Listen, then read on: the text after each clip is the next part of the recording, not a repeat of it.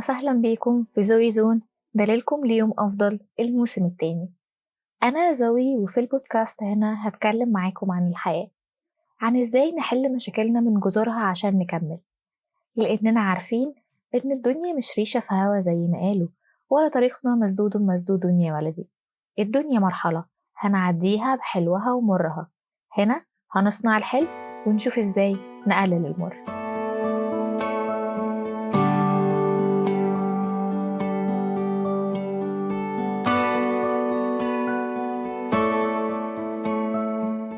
حلقة النهاردة هنتكلم عن الشكر والامتنان، وإيه هو تأثيرهم على المزاج والحالة النفسية، ويعني إيه امتنان أصلاً، وإزاي ممكن ننميه في حياتنا، وإيه هي فوائده على صحتنا النفسية. يلا بينا نبدأ الحلقة. الشكر والامتنان مشاعر إيجابية بتعبر عن التقدير والرضا عن النعم والحاجات الحلوة اللي في حياتنا، سواء كانت كبيرة أو صغيرة، مادية أو معنوية. فالشكر والامتنان ليهم تأثير عميق جدا على المزاج والحالة النفسية، لأنهم بيزودوا من السعادة والراحة والثقة بالنفس، وبيقللوا من القلق والاكتئاب والتوتر والسلبية. لأننا لما بنشعر بالامتنان لوجود حاجة معينة أو شخص في حياتنا، ونعبر عن المشاعر دي بالشكر والتقدير، فكده إحنا بنحسن علاقتنا مع الناس اللي حوالينا، وبنحسن من رضانا عن نفسنا، وبنخفف زي ما قلنا من التوتر والقلق والاكتئاب، وبنعزز من المرونة النفسية والقدرة على التأقلم، وبنحسن من صحتنا الجسدية ومناعتنا. في دراسات كتير اتعملت على أهمية الشكر والامتنان، زي مثلا دراسة اتعملت من باحثين في جامعة كاليفورنيا وجامعة ميامي. لقوا إن الناس اللي بتكتب قائمة بالحاجات اللي هم ممتنين ليها كل أسبوع بيحسوا بالتفاؤل والرضا عن حياتهم، وبيقل عندهم الشعور بالألم الجسدي، مقارنة بالناس اللي بيكتبوا قائمة بالمشاكل أو الأحداث العادية في حياتهم. كمان كان في دراسة في جامعة بنسلفانيا، ولقوا إن الناس اللي بتبعت رسائل شكر لحد قدم لهم خدمة أو مساعدة بيحسوا بارتفاع كبير في سعادتهم ورضاهم عن نفسهم، وبيقل عندهم شعورهم بالاكتئاب. والحالة دي بتستمر معاهم لمدة شهر على الأقل. والدراسة دي بالذات أنا مجرباها. صحيح الجوابات دي ما اتبعتتش، بس فكرة التعبير عن الشكر والامتنان حصلت، وده هو المطلوب واللي أنا كنت محتاجاه وقت ما كتبت الجوابات دي. وآخر دراسة هنتكلم عنها كانت في جامعة كونكورديا، ولقوا إن الناس المتعودة على التعبير على الشكر والامتنان بانتظام، صحة القلب والأوعية الدموية بتبقى عندهم أحسن، وكمان مستويات الكورتيزون عندهم بتقل. والكورتيزون دوت هرمون الإجهاد اللي احنا اتكلمنا عنه قبل كده.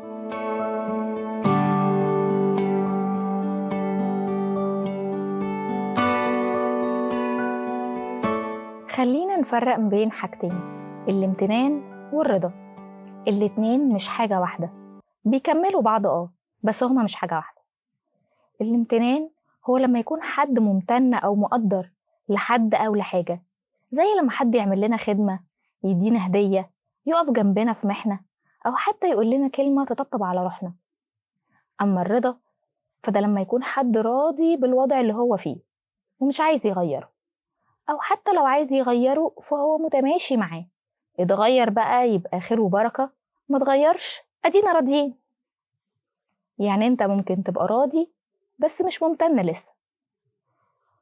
والامتنان ده مش معناه انه للحاجات الكويسة اللي في حياتنا بس، لكن ممكن نبقى ممتنين للحاجات الصعبة كمان، لانه بسببها حصل حاجات كويسة. لكن الرضا بالحاجات الصعبة مش معناه ان احنا وصلنا منها لحاجات كويسة، ممكن نبقى راضيين بس ان هي جت على قد كده. لما انا اتشخصت بمرضي اول حاجة كنت تايهة ومش فاهمة، وبعد كده لما فهمت وصلت لمرحلة الإنكار، ومن بعدها حصلت حاجات في حياتي خلتني أرضى. مش حابة المرض طبعا، لكني اتأقلمت عليه. وبعد فترة وصلت لمرحلة الامتنان لما لقيت إنه بسبب المرض ما كنتش هبقى أنا بتاعة النهاردة. قولولي إيه رأيكم إنه أول حلقات اليوتيوب الحصرية تبقى عن رحلتي مع المرض. عرفوني كده في الكومنتات لو حابين حاجة زي كده. حاجة تانية كنا اتكلمنا عنها في حلقة المقدمة بتاعة الموسم التاني، وهي الأزمة اللي بيمر بيها اخواتنا في غزة، وازاي شفنا إن احنا مهما كانت ظروفنا عايشين في نعم ممكن ما ناخدش بالنا منها. الأكيد إن كلنا عندنا مشاكل في حياتنا، لكن في الآخر عندنا بيت بيتقفل علينا، عندنا أهالينا وأصحابنا حوالينا، بناكل وبنشرب وبلدنا في أمان. ممكن ما تبقاش عجبانا حاجات كتير، لكن اللي بنشوفه كل يوم في غزة لو هيعلمنا حاجة واحدة بس، فهي إننا في نعم، ومش كفاية إننا نبقى راضيين، لأ، إحنا كمان لازم نبقى ممتنين لحاجات كتيرة قوي.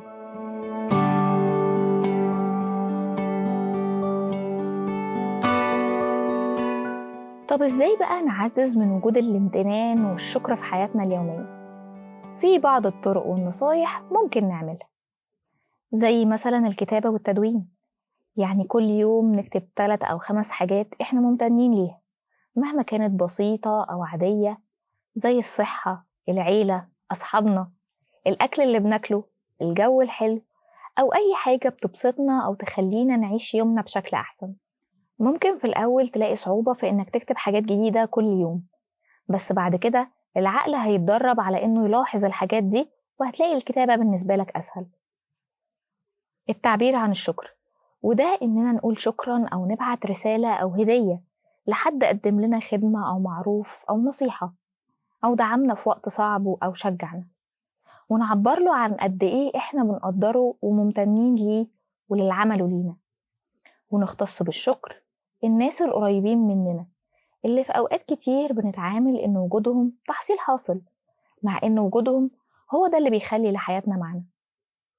أكيد في حد في حياتك وجوده مهم، كلم الشخص ده وقوله هو قد إيه وجوده مهم، ووجوده مهم ليه. من عبقرية أغنية عمرو دياب شكرا من هنا لبكرة إن فيها تفصيل هو بيشكرهم ليه، والتفاصيل دي هي اللي بتفرق مع الإنسان اللي بنقوله شكرا. جرب حد يعمل لك حاجة كده وقوله شكرا وبس، وشوف تأثيرها عليه.